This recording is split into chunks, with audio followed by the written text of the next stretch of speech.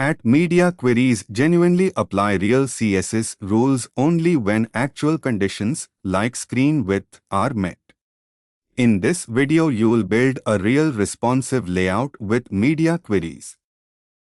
This real base rule genuinely applies at every actual screen size, the real, mobile-first default.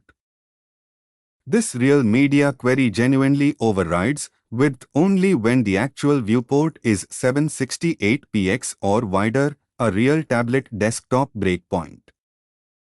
Max width genuinely applies below a real threshold instead, here, smaller actual text specifically on narrow phone screens. At media, min width, npx, genuinely applies at that width and wider. At media, max width, npx, genuinely applies at that width and narrower. Mobile first genuinely means writing base styles for small screens, then real min width overrides. Build a real layout that changes from 1 to 2 columns at a 768px breakpoint.